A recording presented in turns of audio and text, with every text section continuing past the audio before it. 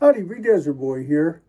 Hey, I enjoyed that series that I did, on just talking about starting out and kind of my interests that, it wasn't really my goal, but as I got back into firearms, I got interested in them enough at some point and I moved to a location, a different state actually, where EDC was something I could consider.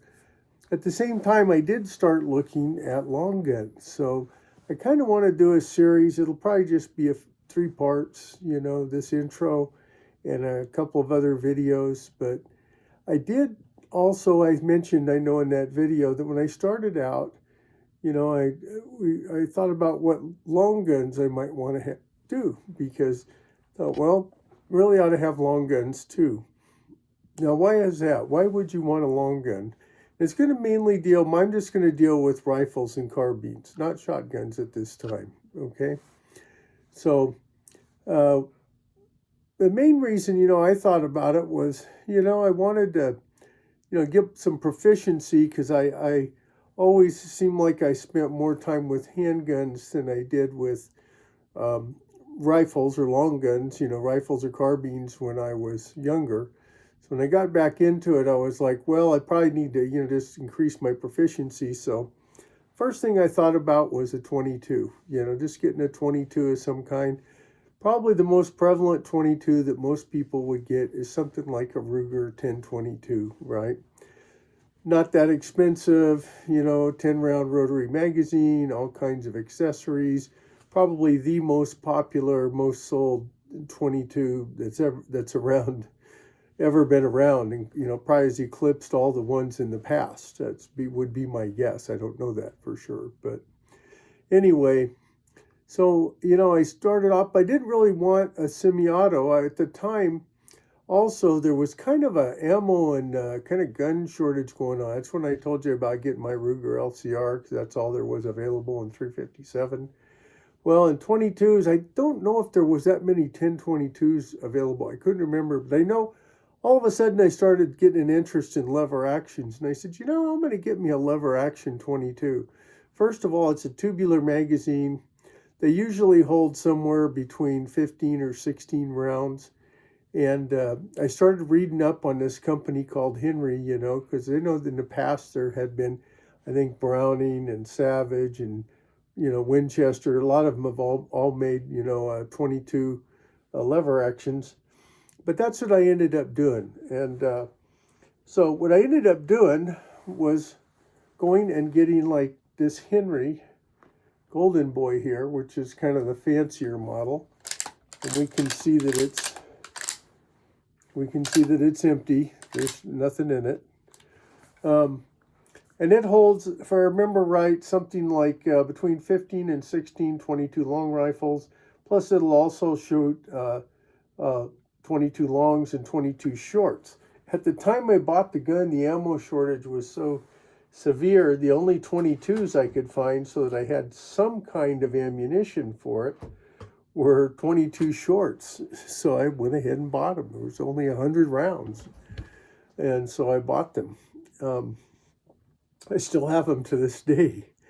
But anyway, I thought it was just interesting. It's kind of historic, like the Wild West, and I had never had a lever action. I knew when I was young, a lot of people had 30-30s for deer hunting, and of course, if you followed all that, there's 38-55s and 35 Remingtons. There's all kinds, and there's 45-70s and the bigger calibers, and there's a lot of different lever action rifles out there. So anyway, so for me, it was mainly to build my skill set. So to go to the range, target, and some training, just so I could get my skills back in shooting a rifle, and 22 is a relatively reasonable cost.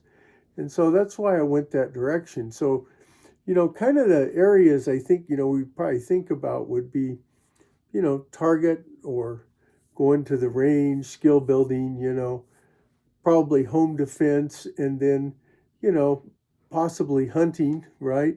And then for some people, they might consider tactical a whole different category because there's a whole bunch of different kinds of tactical, enhancements and things out there in the whole AR, AK-47, world that you might want to look at, so we'll kind of go along those lines probably. Now, I'm not a big tactical person, okay? So I'm just going to tell you that right from the start. And I'll talk about that as I walk along through here. But another thing you might want to consider is the portability of it. A lot of hunting rifles, some of them are made of, lighter materials to make it easier, and maybe you don't have to worry about messing up the wood stock. If you want a classic one, it's going to be a little heavier probably. Then, of course, a lot of people, they even hunt, they hunt with their ARs and weight. There's a variety of different ways you can set those up. And if you can think one up, there's probably enhancements and modifications for it and everything. So that was my main focus, in getting started. Was just getting back into it, going to the range, practicing different firing positions, whether it's bench rest or standing, I don't remember if we were allowed to shoot prone at the range when I started. I don't think so.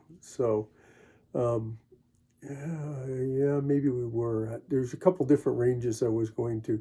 The time I was in a state that wasn't too friendly to ARs too, so they just kept making more and more legislation. So I'd look at that and it's going, I don't know if I want to do that. And then they make us turn them in. You go and buy one. So I was living in California at the time, So anyway, so that for me, that was part of what drove it, And so for me, that's how I started out. I did have a 22 bolt action Marlin when I was younger. That was great. That gun went to a long time ago. That went to one of my friends, and it's still around. I like that gun. In fact, I was looking for another one just to have a bolt action, and I ran across a Glenfield, but it had a safety that wasn't functioning up to par. We use same mags and everything from what I understand. So, but what I ended up doing, did I end up buying a 1022? Yes, I did. I bought a 1022. I bought one of the breakdown models, and it was great. I could break it down, go to the range and so forth. I ended up giving up that rifle. Now, I'll tell you, part of the reason why was periodically I would have jams with it. Now not having shot 1022s a lot, and I also wasn't I didn't enjoy breaking it down to clean it very much either, because it's a semi-auto, and 22 ammunition can sometimes be not that clean of ammo. So you got to keep them clean. They're pretty reliable, the 1022s, but I just seemed like this one I just had, and now I realize there's certain ammo. You got to shoot fairly decent ammo in most semi-autos for them to work well in a 22 world, or in a lot of other worlds, but especially a 22 world, it seems like. So anyway, it was a nice gun. I've been looking at them again. I'm thinking about getting another one. Probably just get a basic one, and that'll be that. But so for me, that's what I did starting out in long guns. And, it was not as expensive. It was more reasonable. The ammo was more reasonable and things. Now, I did eventually get larger caliber ones as I started thinking about home defense and stuff, and we'll talk about that in the next segment. So, Tree Desert Boy always says, be safe out there, whatever you're doing. Bye now.